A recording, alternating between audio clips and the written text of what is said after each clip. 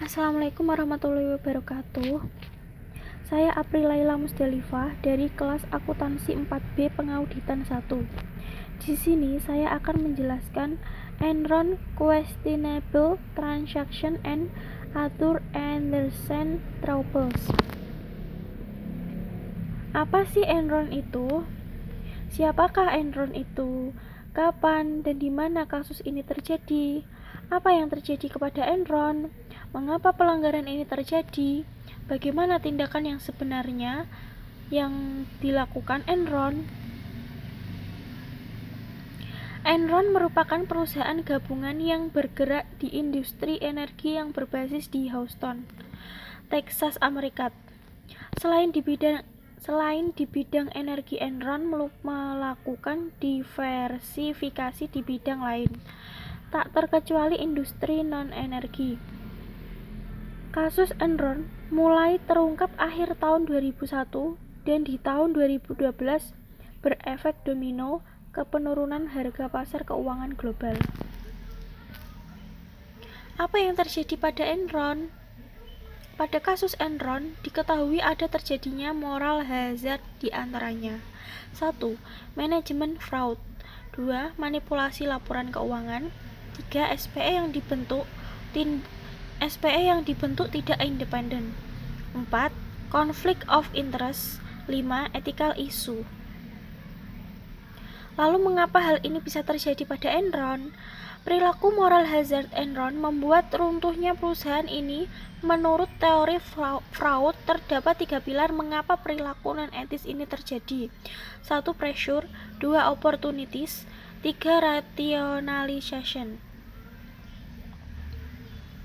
Perilaku non-etis yang dilakukan Enron. 1. Melebih-lebihkan pendapat dan keuntungan. 2. Markup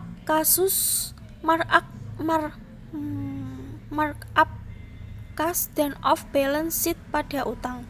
3. Offset kerugian atas investasi saham Enron. 4. Memperkaya beberapa eksekutif Enron. 5. Memanipulasi harga saham Enron. 6. Menghindari aturan-aturan akuntansi. Dan 6. Manajemen Enron melakukan windows dressing. Transaksi penting Enron dengan SPE yang menyebabkan kegagalan Enron. 1. Transaksi Cewco. 2. Kemitraan LJM dan Raptor. 3. Kemitraan LJM dan Raptor 2. 3. 4. LJM 2 dan Raptor. Transaksi Cewco. Cewco merupakan proyek SPE yang dilakukan Enron. Proyek ini tidak menarik perhatian investor luar, maka itu Enron mensiasati dengan memutar dana di perusahaan dan anak perusahaan. Proyek ini dibentuk November 1997. Di sini Enron hampir tidak mengeluarkan modal, bahkan modalnya kurang dari 3%, yang dimana tidak sesuai pengaturan keuangan yang 3%.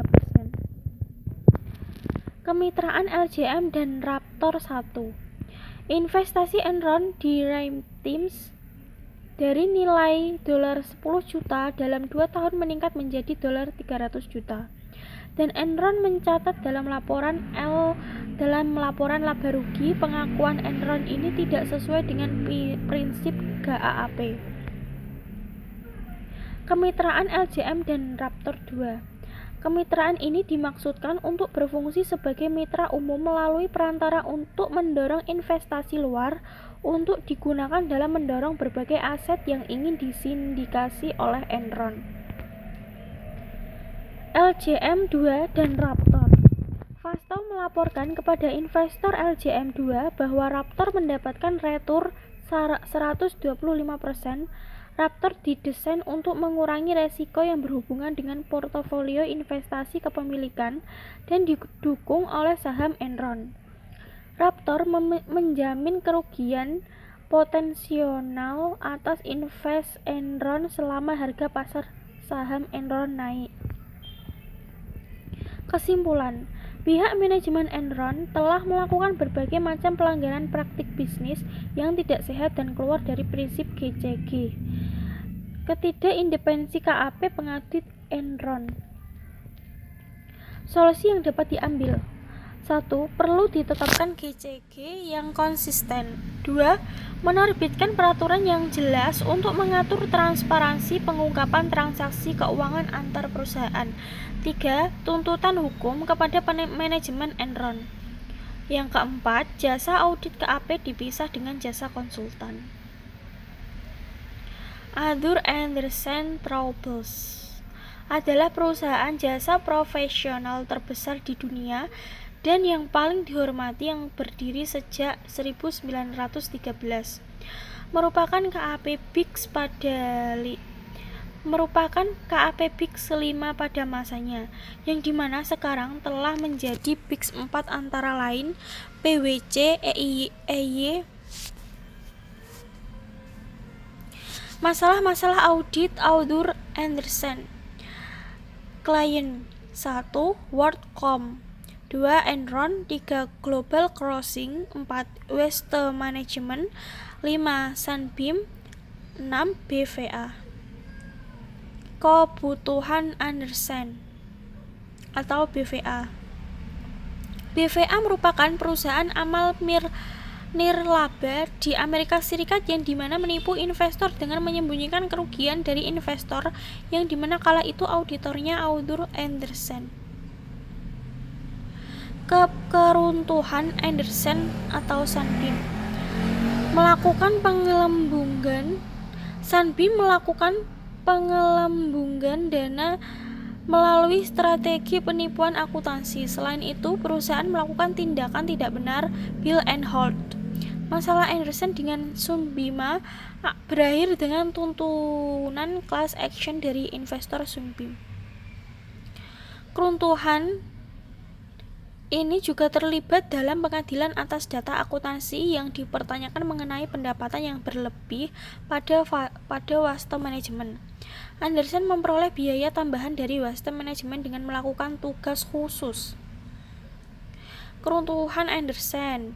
KAP Andersen menghancurkan dokumen bukti-bukti audit Enron yang menghambat putusan. Pada kasus ini, Andersen dan juga Enron kliennya mengalami keruntuhan. Keruntuhan Andersen. Pada kasus ini, WorldCom yang merupakan klien terbesar Andersen melakukan penyimpangan sebesar 39 miliar. Andersen bersikeras bahwa penyimpangan tidak pernah diungkapkan kepada auditor. Hal-hal yang dilakukan oleh KAP Arthur Andersen dalam kaitan pelanggaran etika. Tidak independen. 2. Tidak mengungkapkan kecurangan Enron. 3. Memusnahkan dokumen bukti-bukti audit Enron. 4. Lebih mementingkan keuntungan dan segala sesuatu diukur dengan uang. Dan 5. Menyetujui kesepakatan bersama Enron untuk memanipulasi laporan keuangan. Kesimpulannya, fungsi auditor independen tidak hanya memastikan bahwa laporan keuangan sebuah perusahaan sesuai dengan aturan dan standar akuntansi, tapi juga memberikan investor dan kreditur gambaran yang fair serta akurat yang telah terjadi. Perlunya nilai pada bisnis seperti IQ, EQ, dan SQ dapat meminimalisir pelanggaran etika. Banyak perusahaan yang hancur karena mengindahkan aspek spiritualis. Sekian dulu presentasi dari saya. Kurang lebihnya mohon maaf jika ada kesalahan kata maupun tindakan. Terima kasih. Wassalamualaikum warahmatullahi wabarakatuh.